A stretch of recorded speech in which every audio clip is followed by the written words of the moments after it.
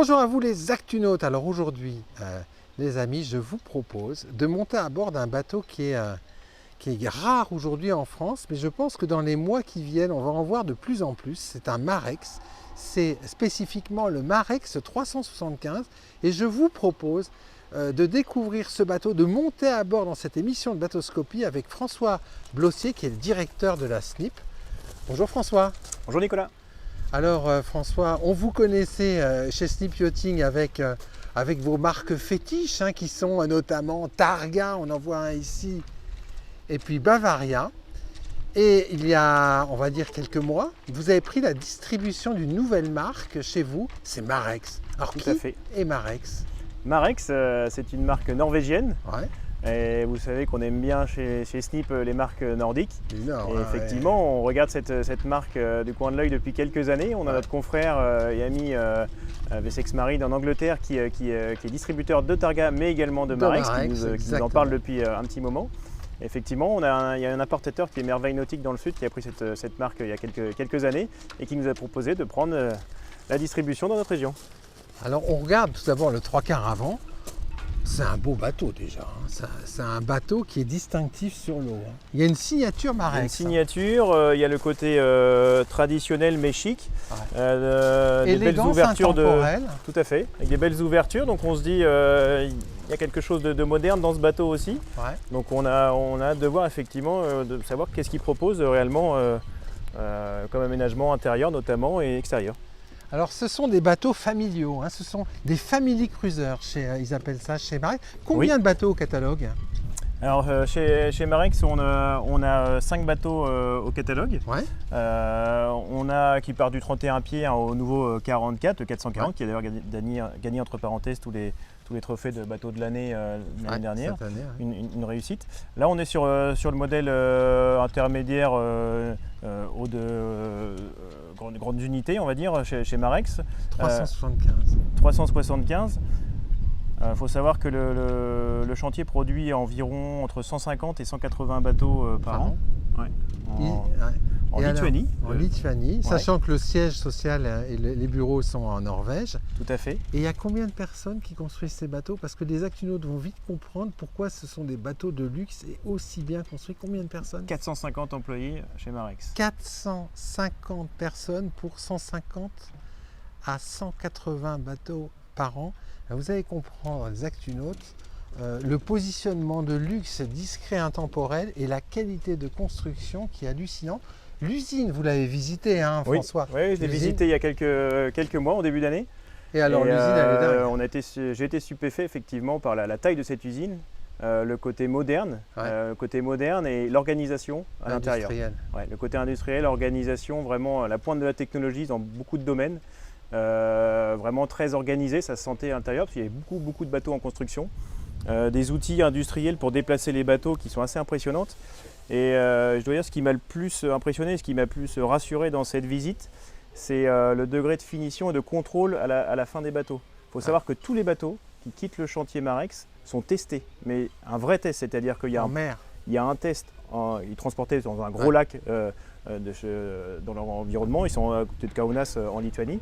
Il y a un gros lac pour faire ces tests-là, les bateaux sont transportés et ils sont essayés pendant 6 à 7 heures.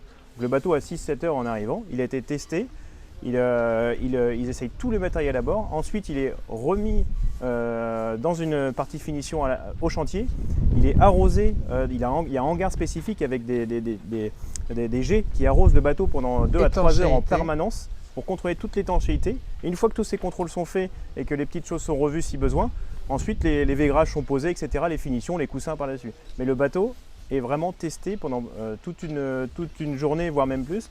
Et de paroles de confrères, en Angleterre notamment, et d'autres confrères que j'ai rencontrés maintenant, le bateau, il peut arriver, on met les clés dedans, on part et c'est bon, tout fonctionne. C'est beau ça. Alors quelques caractéristiques sur ce 375, longueur, mètre beau. Alors on a un bateau qui fait 12,05 par 3,55 m sur celui-ci, 1,02 m exactement de tirant d'eau. Ouais.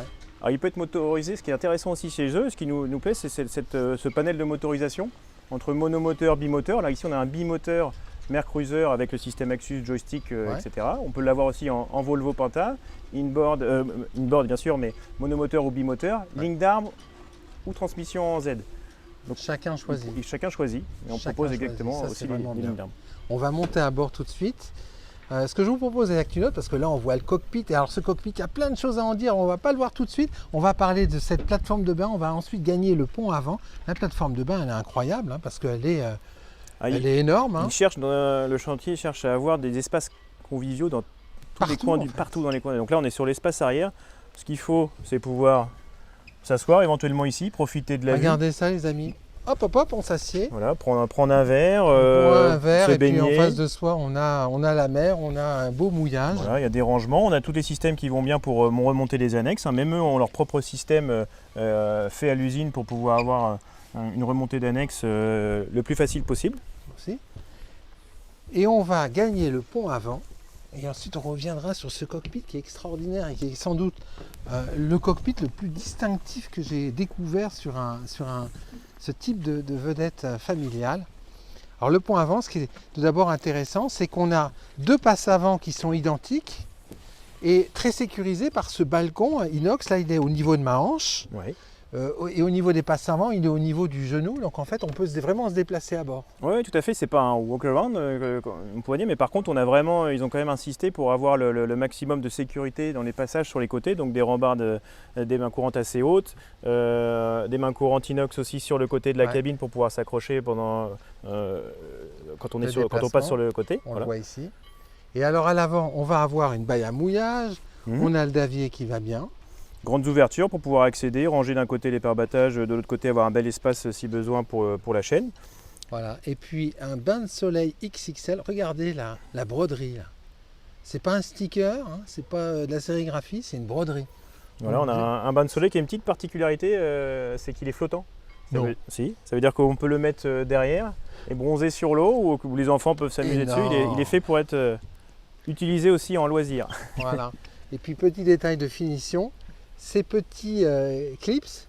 Des Tenax. Des Tenax, voilà. Alors les Tenax, c'est quelque chose qui existe depuis longtemps. C'est ce qui se fait de mieux hein, pour accrocher les coussins, mais forcément c'est quelque chose de cher parce que c'est de l'inox. Voilà. Et puis c'est fabriqué en Allemagne.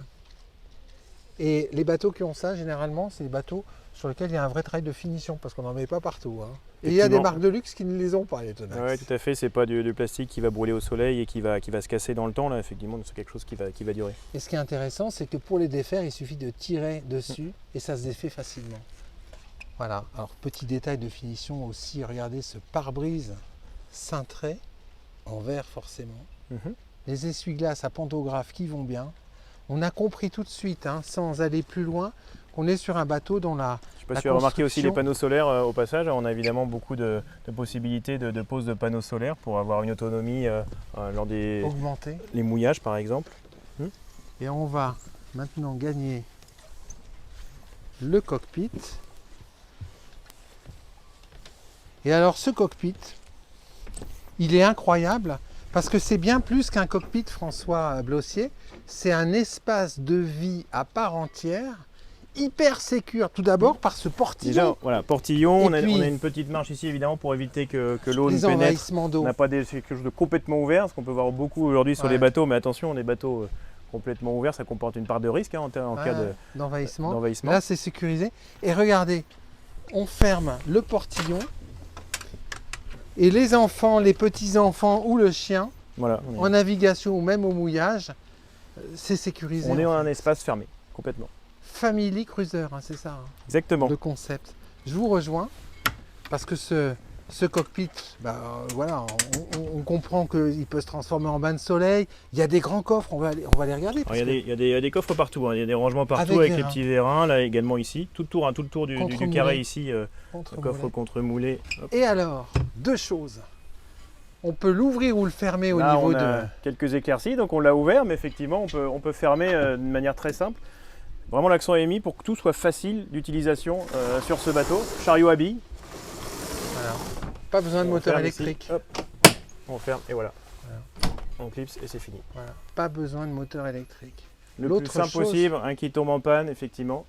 L'autre chose, les Actunautes, c'est que on va pouvoir ouvrir ou fermer ce carré avec des toiles qui sont à poste et qui sont rangées dans ces coffres latéraux. On a juste à les sortir. Hop. Voilà, on tire les toiles pour faire tout le tour. On les accroche sur l'extérieur ici. Et en 3 minutes, vous fermez complètement le... Et en fait, ça c'est l'ADN de la marque, hein, marque norvégienne. En Europe du Nord, les gens naviguent notamment en mer du Nord toute l'année, même sur des ports comme Narvik, et les bateaux sont couverts de neige, mais ils sortent quand même. Alors qu'en Baltique, nord de la Baltique, ça glace, ça gèle, donc ils ne naviguent pas. Donc c'est-à-dire qu'on peut naviguer toute l'année avec le cockpit fermé. Effectivement, là on se dit c'est un bateau, ça va être pour la Méditerranée ou quoi, mais non, pas du tout. En fait, on peut vraiment ouvrir les espaces dès qu'il fait bon, les refermer si besoin. Et par exemple ici, si on ferme le cockpit arrière, vous pouvez mettre votre chauffage, vous avez une boule de chauffage qui sort à l'arrière, donc vous pouvez profiter de cet espace comme une véranda ici à l'arrière, qui au moindre rayon de soleil en plus va chauffer assez rapidement. Si vraiment les conditions sont mauvaises, vous fermez complètement votre baie vitrée et vous êtes à l'intérieur protégé. Et regardez, en fermant ce cockpit et en fermant la porte, on a vraiment une pièce de vie supplémentaire. Et en fait, ce bateau qui a un 37 pieds, petite astuce pour passer, il va offrir l'habitabilité avec ce carré cockpit qui communique d'un bateau de beaucoup plus grand, en fait, d'un 44, 50 pieds. Ouais, et ça, c'est dingue. Il y a beaucoup d'espace, tout à fait. La famille, justement, la fondatrice du... Parce que c'est un chantier familial. C'est un chantier familial, tout à fait. On a les 2 frères encore à la tête de ce chantier. Oh, la première chose, quand j'ai eu la chance d'avoir une visite avec eux, la première chose qu'ils vous disent, c'est dans chaque espace, c'est asseyez-vous, mettez-vous, comment vous vous installez, mettez-vous à l'aise dans le bateau. Donc effectivement, on a tendance à se mettre un petit peu dans l'angle ici. Et comment vous sentez? Oui, on est bien calé, on est en sécurité, on a une très belle vue, on est confortable. La mousse des assises, la finition, regardez cette finition, la mousse, la qualité de la mousse. Ça aussi, c'est une vraie différenciation de chantier à chantier. Ils ont vraiment pensé tout autour de la famille et les amis.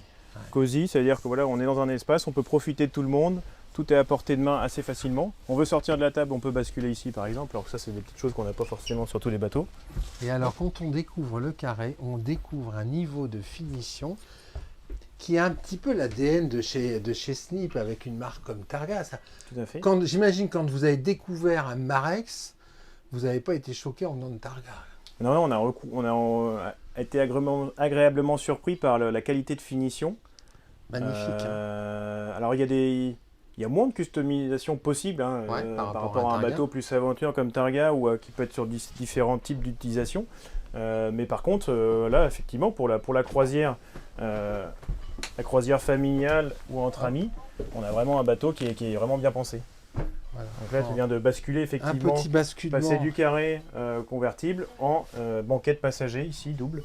Voilà. Et donc on va avoir... en trois mouvements, tout est facile d'utilisation, simple, il n'y a pas d'électrique non plus ici. Voilà. Et sur arrière tribord, on va avoir une vraie une cuisine avec son four. C'est un Botek huilé. Double évier ici, double vasque. On trouve des choses assez modernes. On a vraiment un mixte de tradition et de moderne avec des finitions tech sur les meubles. Voilà, des tiroirs ici, un petit armoire à épicerie par exemple. Et puis regardez ces 2 poufs là. Tout est à LED, on a des petits boutons poussoirs pour la LED. Les petits poufs ici pour rajouter 2 personnes autour de la table tout simplement. On se met ici. Et on est bien. Bon, ouais, après, regardez cette vue sur mer. Parce que c'est des bateaux, en fait, on a une vue à 360. Beaucoup de lumière naturelle. Hein. Et je peux même te montrer le ciel si tu veux. Allez, on va s'asseoir et découvrir ce toit-ouvrant qui là aussi n'est pas électrique, mais il n'en a pas besoin. Non, vous allez voir. Voilà. Je le pousse à peine. Hein. On le pousse à peine. C'est en fait sur 2 rails. Chariot à billes, vous pouvez retrouver sur des rails sur un mât d'un voilier par exemple. Donc en fait, c'est comme les rails d'un voilier. En fait, exactement. On peut l'ouvrir comme on souhaite. Là, il est bien sécurisé et ça s'est fait du bout des doigts. Simples Madame peut le faire, les enfants. Voilà, c'est aussi ça qu'ils insistent, c'est que tout le monde peut manipuler les choses. Tout est simple sur le bateau. Robuste et bien fini. Alors, poste de bar.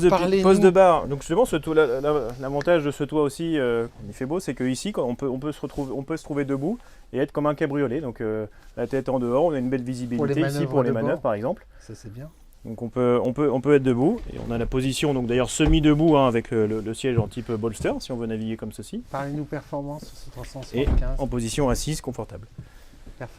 Performance, on a quand même un bateau qui est fait pour naviguer entre 22 et 25 nœuds en croisière. Ouais. Avec une trentaine de nœuds, parfois sur les grosses motorisations un peu plus, mais une trentaine de nœuds en vitesse maximale. Ce qui est incroyable sur ces bateaux, c'est le silence de fonctionnement, parce que l'insonorisation, il faut un travail de dingue. Là, on parle des choses qu'on voit là tout de suite, mais on ne parle pas de ce qu'on ne voit pas. Là, la grosse différence par rapport à un bateau de série plus traditionnel, ça va être ça. Donc c'est là l'intérêt de venir essayer de voir. C'est que là, tout de suite, en démarrant les moteurs, en faisant 3 manœuvres, on a compris. Parce que le cas un peu sur les autres marques aussi, certaines autres marques qu'on fait. Ouais. C'est-à-dire que là, le passage en mer, les vagues, etc. Oui, certes, on a une carène qui est différente, si on parlait de Targa tout à l'heure, qui est une étrave très tranchée, très tulipée, qui va passer à travers les vagues dans les mers formées. Là, on a une étrave un peu plus ronde, un peu plus traditionnelle, donc on sortira, soit on ira moins vite, soit on ne sortira pas dans les grosses conditions. Mais par contre, on le sent tout de suite qu'on a une carène qui est bien faite, mais qui est robuste. Ouais. C'est-à-dire que quand dans le passage dans les vagues, il n'y a pas de bruit de grincement, ça ne bouge pas, ça ne craque pas. Les planchers ne craquent pas, les portes ne s'ouvrent pas. Tout à fait. Et on a le confort de cette isolation de cale-moteur qui est assez poussée aussi derrière. Et on a vraiment quelque chose de silencieux, le moteur étant en plus à l'extérieur de la cabine, sur l'arrière. Alors on va descendre dans la partie nuit de ce Marex 375. Regardez encore les détails de finition, c'est dingue. Alors à l'avant, dans la pointe, une vaste cabine. On a un bon mètre 90, peut-être un peu plus de hauteur sous barreau. Vue directe sur mer. Toujours ces détails de finition comme ces coffres latéraux, penderies. Ici sur celui-ci, hein, sur ce meuble arrondi juste derrière toi. Et regardez cette porte cintrée. C'est beau ça. On retrouve des rangements également sous le lit, là, juste devant. Hein, chaque espace est aussi optimisé. On lève un petit peu le matelas. On a un bel espace aussi dessous. Bel espace. Avec une petite bibliothèque pour chacun, liseuse, voilà, prise aussi. Table de nuit. Voilà. Ici, on va retrouver donc une seconde cabine. Là aussi, l'entrée de la cabine a une hauteur sous barreau d'1 m 90. Avec un beau lit double et surtout une cabine traversant, donc avec deux grands hublots de chaque côté. Immense, c'est immense. On couche 3 enfants, 2 adultes dans un très très grand confort et 3 à 4 enfants faciles, avec beaucoup de vues sur la mer, une grande luminosité, notamment zénithale. Toujours ces détails de finition. Et alors la salle d'eau. Et on retrouve la salle d'eau ici avec sa douche séparée. C'est quand même drôlement bien pensé et drôlement bien construit. Alors ce bateau, ce 375, qui est disponible ici à Ouistreham et que l'on peut essayer, qu'on peut visiter. Tout à fait. Il y a une chose qui est dingue, c'est son prix de vente. Parce qu'on pourrait se dire que c'est des bateaux inaccessibles du fait de la finition, du peu de distribution, du positionnement luxueux. Mais alors parlez-nous du prix. Non, avec l'équipement, avec tout équipé. Ouais, tel qu'il est là, on a été assez stupéfait. Effectivement, on peut sortir à moins de 600 000 € sur un 375 ici, donc en bateau de plus de 12 mètres, TTC. Hein. TTC 600 000 € TTC. Oui, sur ce bateau. Sur ce bateau. Non. Tout à fait. On a moins de 500 000 prix de base, à moins de 500 000 € et le bateau est déjà très équipé à ce prix-là. En rajoutant l'électronique, les options confort telles que là, on a du Flexitech à l'extérieur, de l'Alcantara partout, un bel donc, électronique. Comme il est présenté ici, tel qu'il est présenté, on est un tout petit peu moins de 600 000 €, oui, tout à fait. Ce qui est incroyable, parce qu'en fait, on peut avoir un bateau de luxe, un bateau, on va dire élitiste, hein, parce qu'il ne faut pas se le cacher, mais avec un luxe non ostentatoire. C'est pas un bateau italien. Hein, non, encore une fois, c'est le luxe, mais les connaisseurs remarquent ces bateaux. Ouais. Mais effectivement, au premier coup d'œil, on pourrait se dire, c'est un bateau comme un autre, mais un peu sportif de design, mais on ne se rend pas compte en fait du niveau de luxe et de finition du bateau. Tout à fait. Alors, ce bateau, on peut le voir où concrètement? Expliquez-nous où vous êtes chez Snip. Alors on est à Ouistreham. On est à Ouistreham en Normandie, donc là où on est actuellement. Nous avons un site aussi à Arzal, en Bretagne Sud. Donc nous on représente la carte. Marex est importé par Merveille Nautique, qui est dans le sud. Et nous on représente tout le nord-ouest et le nord de Bretagne Sud et Nord-Atlantique jusqu'à Noirmoutier, donc de la frontière belge jusqu'à Noirmoutier. De Noirmoutier jusqu'à la Belgique. Donc c'est une belle zone. Et donc voilà, alors effectivement là il y a déjà eu des bateaux qui naviguent, notamment pas très loin d'ici, à Deauville, etc. Nous on va recevoir aussi également pour le salon du Grand Pavois, on aura un modèle similaire à celui-ci présenté. Un modèle juste en dessous, le 330, que l'on a pris nous en démonstration, donc qui sera potentiellement visible aussi ici derrière dans nos concessions. Et également, il sera présenté un 310. Donc on aura 3 modèles exposés à La Rochelle. Et à Cannes, il y aura toute la gamme, y compris le 440. Le fameux 440. Voilà. Donc ils vont être visibles de plus en plus. Donc il ne faut pas hésiter à venir les voir, les essayer, parce qu'effectivement ça vaut le détour. Ce Marex 375, à voir, à essayer à Ouistreham, c'est ça François? Exactement. Merci beaucoup François. Avec plaisir. Et puis moi je vais vous quitter avec un panoramique sur le poste de bar et le toit ouvrant de ce Marex 375 qui est présent à Ouistreham. À très bientôt sur Actu Nautique.